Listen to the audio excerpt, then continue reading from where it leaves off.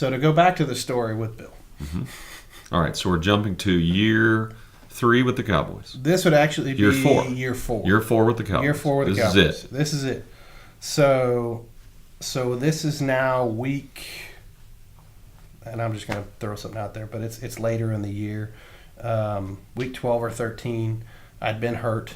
I'm laying in a train. So you got hurt this year 4. You got hurt week 5-ish. I don't remember, but it basically was a 5 or 6 week thing. Okay. I came back and played against Detroit, and Detroit played well. And, of course, we score at the very end of the game, but there hadn't been any special teams plays for like 30 minutes, and I'd just been standing over there, so we have to go back out on kickoff, and I pulled my hamstring again. Mm-hmm. And so 2-3 weeks later, speed ahead, same stuff. I'm not missing practice. Still doing everything I can. I just can't run. I'm laying on the training table, and it's a Friday night, and I think there's Greg Gaither, I believe, was the only trainer that was in there, and he was back in his office, and I've got my head down on one of those blue pillows getting ice and stem, and I thought I was the only one other than Greg in the entire building.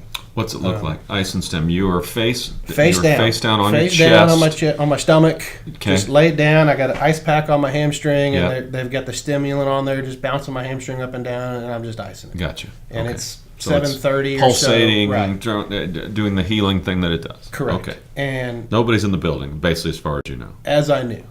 And all of a sudden, and those pillows, the way they work is they're basically a spot that you stick your face down in them, so you can't see, what's your much like a regular massage where you're looking at the floor. Very similar. Okay. Yes. Gotcha.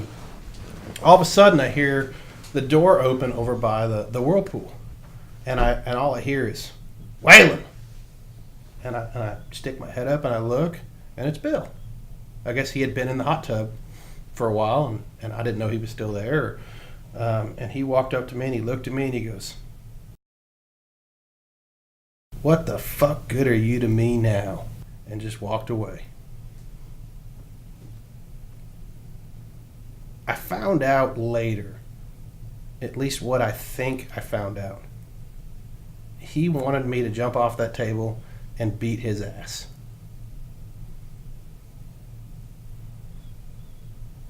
To show him that you still loved the game and you wanted him to love you and believe in you? He wanted to see the fight, determination.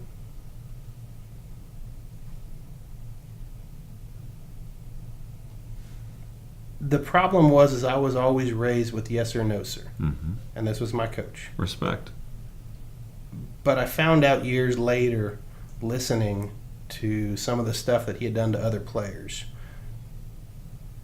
and the fact that he respected the fist fight that he had with Lawrence Taylor, respected the players that got in his face and were willing to fight him. Now, I don't want to put words in his mouth that that's what he wanted, but based off the stories I heard and the tone of voice he had and the words he chose, it makes perfect sense. So he opens the door creaks open. In walks Parcell, so it's not who you think. You think it's a trainer or someone else who's going to change your ice pack or check your pulse. And all I hear is my name. And I turn and I look up. When he yells or he raises his voice? Yeah. All I hear is, "Whalen!" "Yes, sir." And then it's, okay. So what's your first thought? I'm doing everything I can. And I haven't missed a practice in 8 weeks. Right.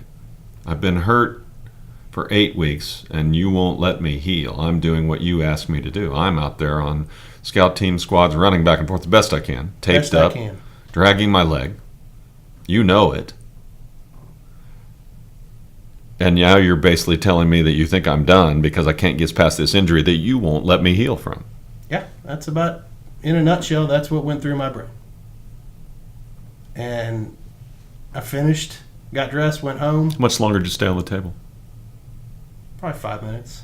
I mean, literally, I was just in shock. Like, what the hell just happened?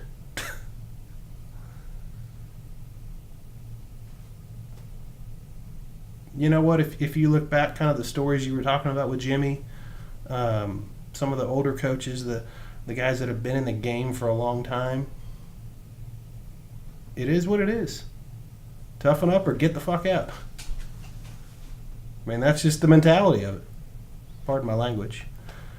Any recourse for you at that time? Did you think about it? Did you tell this story to your agent? Does the NFLPA ring you up and say that's improper? That's not how. I'm not the guy that's filed a lawsuit for concussions, or the guy that. I mean, at any point I could have told him no. I'm a grown man. I make my decisions. But at the same time, his course of action, in my opinion, not letting me rest and heal, was wrong. And he may admit that now. I don't know. I don't think there's any doubt about that. Hey, thanks for watching this video. It's from our podcast, A Cowboy Life. It's our friend James Whalen, who played 3 years with the Dallas Cowboys, one of them under the greatness of Bill Parcells. And when you see that video, don't you think he should have just jumped up off the table and beat his ass? I was in the media covering the Cowboys while Bill was here, and many of us considered that ourselves.